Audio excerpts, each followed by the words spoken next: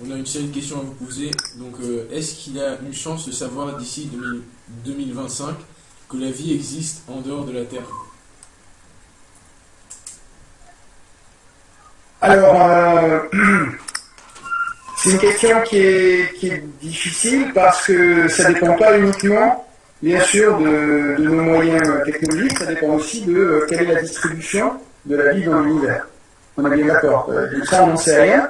Est-ce que la vie est fréquente dans l'univers ou pas? Si elle est très rare, ben, il faudra attendre très longtemps pour avoir les moyens d'explorer l'univers suffisamment loin pour en avoir les traces. Si elle est très fréquente, eh bien on pourrait même, pourquoi pas, la trouver ou en trouver des traces dans le système solaire. Donc sans parler des exoplanètes, on pourrait, à travers l'exploration de Mars, trouver, sinon, pourquoi pas, mais sinon des traces de vie actuelles, enfin des formes de vie actuelles, on pourrait trouver des formes de vie fossilisées, par exemple. Dans le passé martien, on peut retrouver des formes de vie là où il y a de l'eau, dans les océans internes, des satellites glacés des planètes géantes, par exemple. Alors après, pour les exoplanètes, c'est compliqué parce que je pense que d'ici 2025, on n'aura pas les moyens d'observer précisément les exoplanètes semblables à la Terre, qui nous semblent être les exoplanètes où on pourrait voir à distance des signatures de vie. Donc l'idée éventuellement de détecter de la vie sur une exoplanète, elle est basée sur ce qui se passe sur notre Terre. Sur Terre, la vie a complètement changé l'environnement terrestre. Elle a créé une atmosphère riche en oxygène. Elle a complètement modifié les grands cycles géochimiques, les grands cycles du carbone, etc. Et donc, elle a modifié, elle maintient l'atmosphère dans un état un petit peu particulier qui se voit à des distances astronomiques en faisant le spectre de la Terre.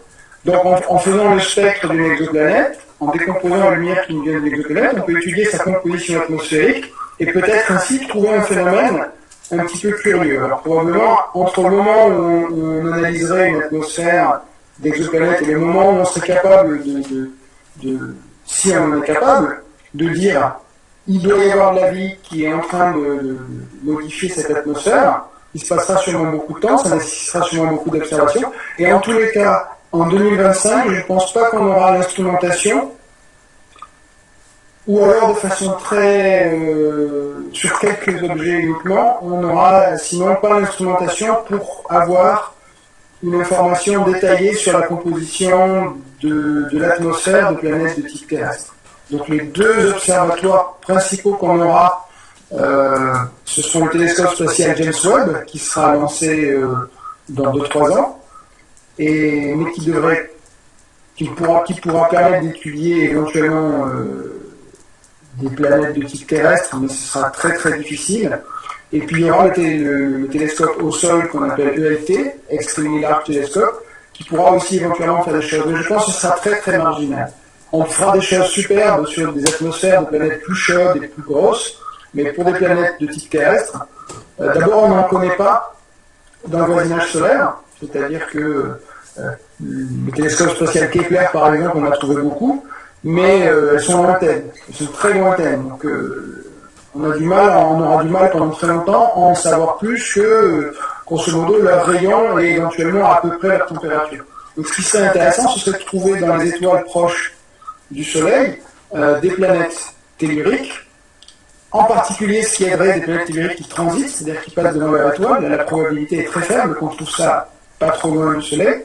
Donc il nous manque les cibles. Il nous manque à la fois l'instrumentation, mais en plus il nous manque les cibles. Pour l'instant, on n'a pas trouvé les planètes où on pourrait chercher ces signes-là. Donc moi, je ne pense pas qu'en 2025, on trouve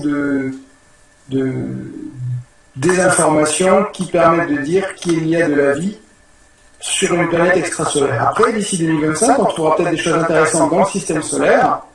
Et puis, de toute façon, comme je disais, ça dépend de est-ce que la vie dans l'univers est rare ou non. Ça, je n'en sais rien. Voilà. Donc, je ne vais pas répondre en non strict à votre question, mais je ne pense pas qu'en 2025, on aura franchi ce pas. D'accord, merci beaucoup. Ensuite, quelle est l'exoplanète la plus semblable à la Terre ayant été découverte? Ça, c'est très difficile de répondre à ça, parce que ça dépend quel est votre critère pour comparer. Donc, On pourrait se dire par exemple que le rayon de la planète c'est un critère. On pourrait dire que la quantité de rayonnement que reçoit la planète c'est un critère. Alors dans ce cas-là, il y a quelques planètes qui sont intéressantes, mais on peut difficilement les comparer parce que les caractéristiques de ces planètes, qui ont été essentiellement trouvées par le télescope spatial Kepler, sont très incertaines. C'est-à-dire que le rayon de ces planètes, il est connu avec une grosse barre d'erreur. L'insolation, c'est-à-dire la quantité de rayonnement que reçoivent ces planètes, est elle-même connue avec une très grosse incertitude. Donc, moi j'ai participé à la découverte d'une planète qui s'appelle Kepler 186f, qui reçoit à peu près un tiers de l'insolation terrestre, qui est très suffisant pour avoir de l'eau liquide.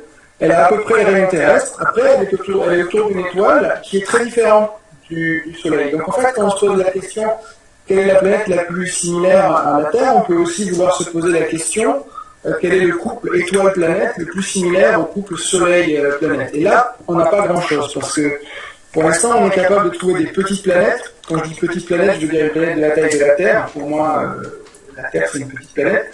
On est capable de trouver des petites planètes qu'autour de petites étoiles, ce qu'on appelle des étoiles M, qui sont des étoiles très rouges, très peu lumineuses. Et ça implique plein de différences en fait. Il faut savoir que ces petites étoiles, pour que la planète ait la même température que la Terre, il faut qu'elles soient très proches. Et parce que c'est des étoiles plus lumineuses. Et en étant très proches, elles subissent par contre des effets de marée très forts, qui font qu'elles tournent probablement à la même période que leur période orbitale, ce qui fait qu'elles présentent probablement toujours la même face à leur étoile. Donc en fait, j'aime pas trop répondre à cette question parce que je pense que toutes les planètes telluriques qu'on connaît aujourd'hui sont très différentes de la Terre. Et en plus de ça, on a des difficultés à les différencier entre elles parce que d'abord elles sont dans des systèmes planétaires très différents les uns des autres, c'est-à-dire que les autres planètes du système sont très différents, donc les systèmes sont très différents. Et puis il y a des grosses incertitudes sur les caractéristiques. Pourquoi? Parce que avec les techniques actuelles, on mesure les caractéristiques de la planète par rapport à celles de l'étoile. C'est-à-dire que quand la planète passe devant l'étoile, la baisse de luminosité, ça donne le rayon de la planète. Mais en fait, ça ne donne pas directement, ça donne le rapport entre le rayon de la planète et le rayon de l'étoile. Or, comme on a du mal à bien caractériser ces étoiles-là, le rayon de l'étoile est connu avec une certaine incertitude, et cette incertitude se répercute sur le rayon de la planète. Donc j'ai pas de favorite dans ces planètes-là, et en particulier je trouve qu'elles sont plutôt intéressantes en termes de statistiques, à savoir quelle est la fraction des étoiles qui ont des planètes. Ça c'est beaucoup plus intéressant que de pointer vers une planète en disant celle-là c'est la plus intéressante, parce que si ça se trouve dans 7 mois, cette planète va changer complètement de caractéristiques, non pas parce qu'elle a vraiment changé, mais parce qu'on aura raffiné nos observations et qu'au lieu de faire un rayon terrestre, peut-être elle en fera 1,5, et qu'au lieu d'avoir par exemple, une fois et demie l'insolation de la Terre, comme par exemple Kepler 438b, peut-être qu'elle aura 2 fois l'insolation de la Terre, et déjà elle est plutôt, avec les caractéristiques actuelles, elle est plutôt similaire à Vénus qu'à la Terre, et elle pourrait même être encore plus chaude. Celle que nous avons trouvée, Kepler 186f, pour l'instant, elle est dans ce qu'on appelle cette fameuse zone habitable où on peut avoir de l'eau liquide, mais si ça se trouve, en raffinant nos caractéristiques de l'étoile, peut-être qu'elle deviendra trop froide. Donc c'est pour ça que, par contre, ce qui est intéressant, c'est de savoir, on sait aujourd'hui que probablement la majorité des étoiles ont des planètes de ce type. Donc Kepler les a trouvées à quelques centaines d'années-lumière, parce que c'est comme ça que fonctionne la mission, elle regarde des champs d'étoiles très denses, mais ça veut aussi dire que parmi les étoiles qui sont proches du Soleil, il y en aura qui auront des planètes du même type, des planètes telluriques, tempérées, avec des températures modérées. C'est probablement ça le plus intéressant. Parce que si un jour on pourra caractériser les atmosphères de ces planètes, ce ne seront pas celles des planètes trouvées par Kepler, elles sont beaucoup trop loin, beaucoup trop faibles. Ce sera des planètes qu'on trouvera dans notre voisinage solaire, autour des étoiles proches du Soleil, à quelques dizaines d'années-lumière maximum, alors qu'elles sont plutôt à des centaines d'années-lumière, les planètes Kepler. Donc j'ai pas mon préféré, et vous trouverez sûrement dans vos recherches des gens qui ont essayé d'instaurer une espèce d'indice de similarité avec la Terre. Ça, vous pouvez vraiment mettre à la poubelle, ça n'a absolument aucun sens. C'est vraiment quelque chose de très décrié dans la communauté scientifique. Ça n'a pas de sens, d'autant qu'on a des incertitudes encore sur cette planète. Et par exemple, ceux qui ont trouvé Kepler 438b, ils ont beaucoup avec cet indice-là, ils trouvaient que c'était la planète la plus semblable à la Terre. Or, pour tous les modèles climatiques que l'on a, si on prend la valeur optimale, c'est-à-dire la valeur centrale déterminée pour l'insolation de cette planète, qui est à peu près 40% supérieure à l'insolation terrestre, eh bien, tous les modèles climatiques montrent qu'avec 40% d'insolation, vous ne pouvez pas avoir de Milky. Donc Kepler 438b, avec les paramètres qui sont sortis, alors bien sûr qui sont attachés d'incertitude, c'est pas une planète qui est dans la zone habitable. Donc cet indice de similarité, il ne veut pas dire grand-chose. D'ailleurs, on a trouvé un article sur Kepler 438b qui disait qu'elle n'était pas habitable puisque son étoile était une étoile éruptive. Oui, alors ça c'est un des problèmes, c'est que Kepler trouve beaucoup de planètes autour d'étoiles M, et les étoiles M sont des étoiles très actives, en tout cas qui restent actives très longtemps. Ça veut dire quoi? Ça veut dire qu'elles ont des variations de luminosité, et surtout une forte activité en rayonnement X. Elles ont un vent stellaire très fort, donc on ne sait toujours pas en fait à quel point les planètes autour des étoiles M sont habitables. Après, rien ne l'interdit. Et comme c'est la majorité des étoiles sont des étoiles de faible masse, sont des étoiles M, donc moins massives que le Soleil, moins chaudes et moins lumineuses. Donc ça reste, et on sait que ces étoiles-là ont beaucoup de planètes telluriques, donc on va pas les sortir de la liste comme ça du revers de la main. C'est un cas scientifique extrêmement intéressant, mais c'est vrai qu'elles sont très différentes du système Terre-Soleil. Les étoiles sont différentes, les effets de marée aussi sont différents. Donc, après, je ne pense pas qu'il faille conclure dans un sens ou dans l'autre. Pour moi, ce qui est surtout gênant avec cette planète, c'est qu'elle a une insolation trop forte. Donc, si on faisait dans un modèle subir à la Terre cette insolation, on transformerait la Terre en Vénus. Et oui, d'après vous, vous avez dit que vous avez participé pour observer Kepler 186f. Quelle méthode avez-vous utilisée pour? Alors, nous, en fait, Kepler 186f, comme son nom l'indique, a été trouvé par le télescope spatial Kepler. Donc, Kepler a observé un champ d'étoiles pendant 4 ou 5 ans. Donc, il a regardé la luminosité de façon très précise en fonction du temps, de quasiment 1 million d'étoiles, quelques centaines de milliers d'étoiles. Il a regardé la luminosité et dans l'espoir, ce qui a d'ailleurs bien marché, de repérer les étoiles qui ont des planètes qui passent devant.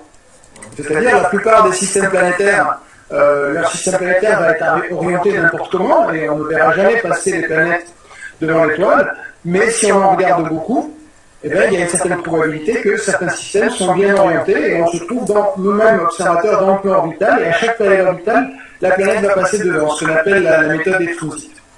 Donc après, voilà, Kepler a identifié énormément de candidats, plusieurs milliers de candidats parce qu'il faut ensuite les valider par différentes méthodes.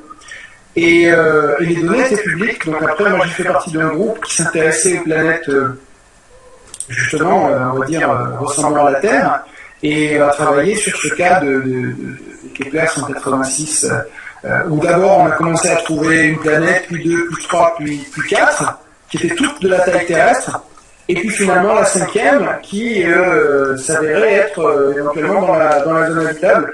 Donc moi ce que je trouve fascinant avec ce système, voilà, c'est qu'il a au moins, je dis au moins, parce que bien sûr toutes les planètes ne passent pas forcément devant leur étoile, on a ce qu'on appelle des inclinaisons entre les orbites.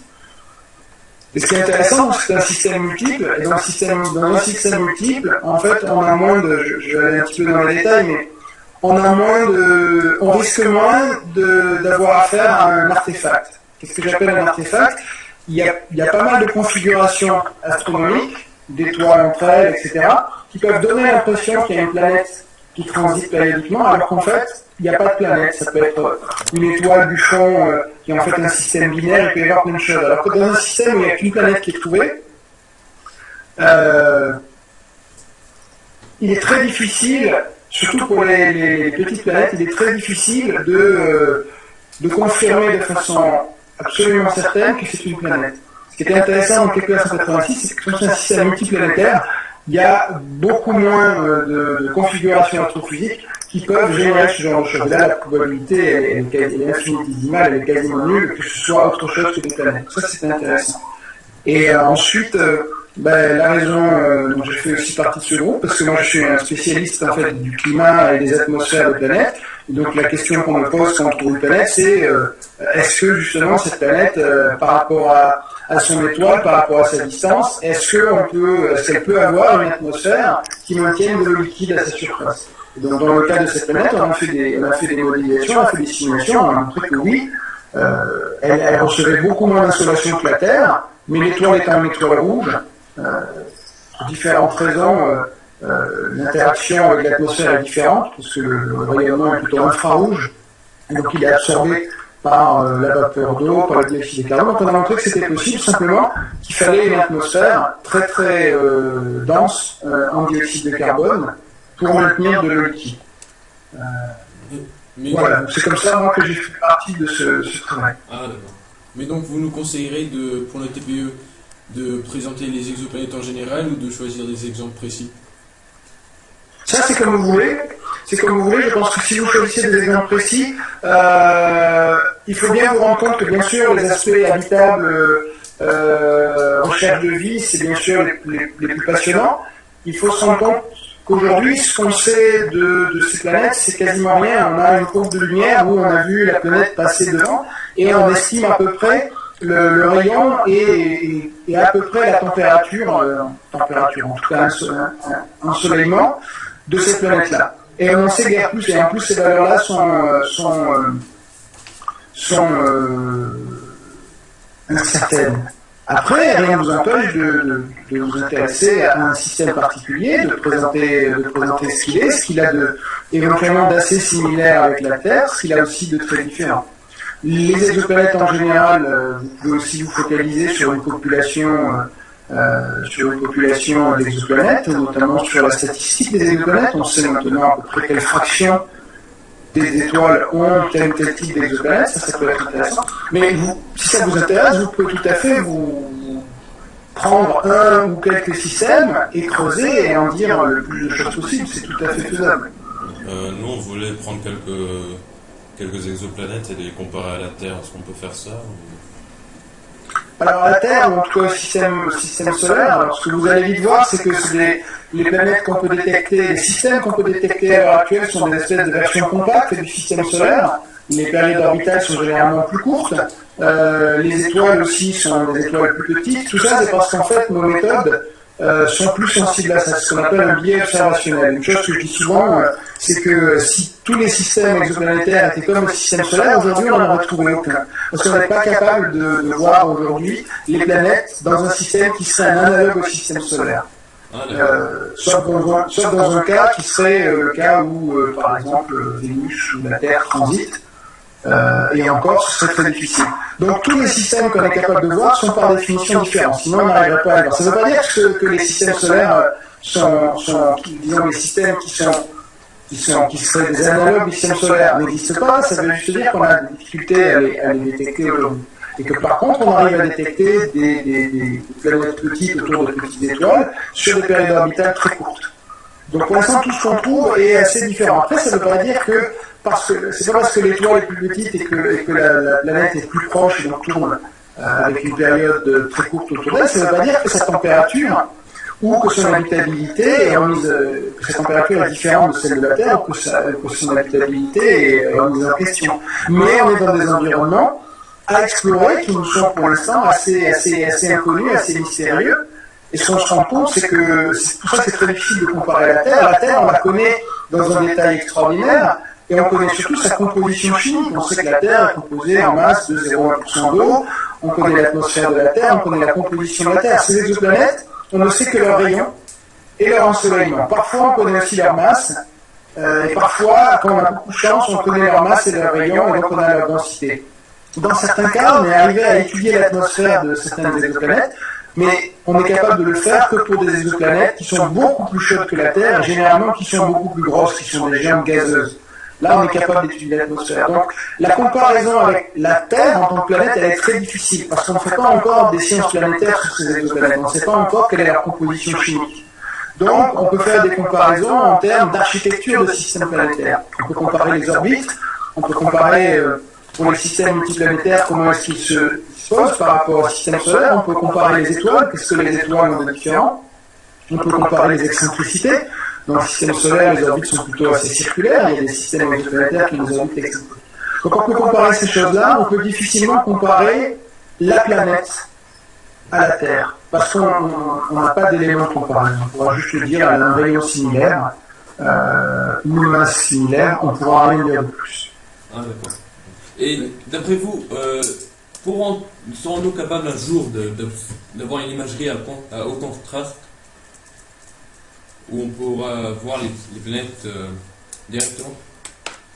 Alors, on est déjà capable de faire de l'imagerie sur des systèmes. Alors, les seuls systèmes sur lesquels on est capable de le faire, c'est des équivalents, si vous voulez, de Jupiter-Soleil, mais avec une contrainte particulière, parce que le contraste n'est pas suffisant pour imager un Jupiter, un analogue de Jupiter.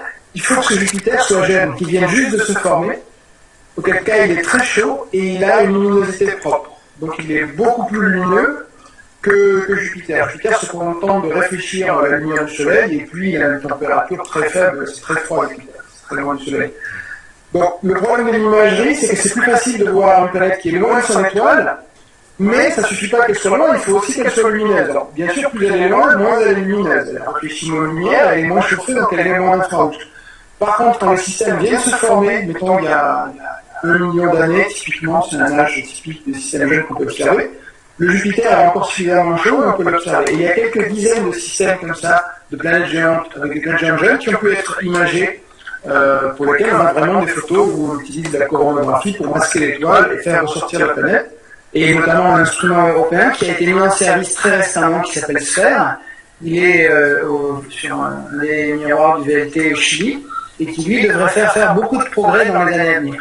Et je pense que dans le futur, effectivement, imager les planètes telluriques comme la Terre, c'est vraiment ça qu'il faudra faire, pour différentes raisons, parce que la méthode des transits, c'est bien beau, mais il n'y a qu'une toute petite fraction des planètes qui transitent. Si vous prenez 200 systèmes Terre-Soleil, vous les mettez dans l'espace autour de nous, vous les orientez aléatoirement, sur ces 200, il n'y en aura qu'un qui présentera des transits.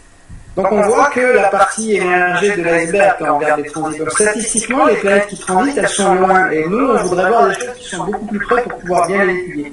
Et justement, si c'est près, là, on a une distance angulaire entre l'étoile et la planète qui est grande. Vous imaginez bien que si vous avez la distance Terre-Soleil, c'est une unité astronomique. Si vous placez ça à 1 parsec, ça fait une seconde d'arc. C'est la définition du parsec. Un parsec, c'est un peu plus de 3 années-lumière. C'est aussi la distance typique entre deux étoiles. Donc les étoiles les plus proches de nous, elles sont à 1 parsec ou un peu plus de 1 parsec.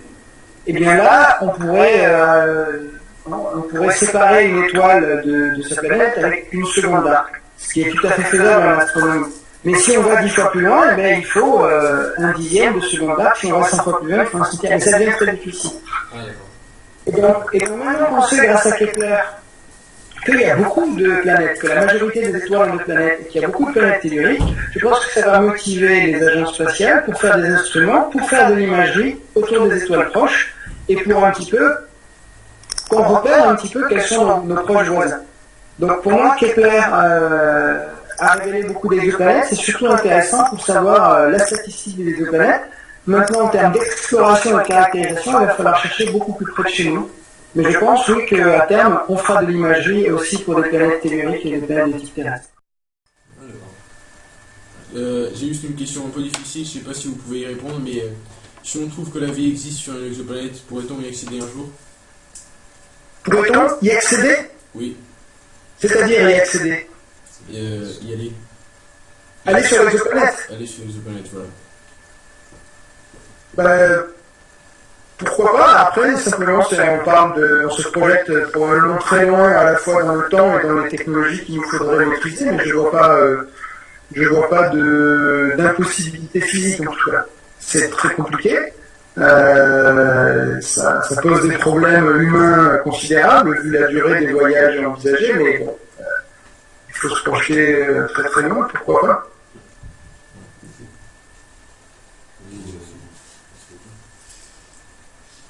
Peut-être une dernière et puis on va arrêter. D'accord.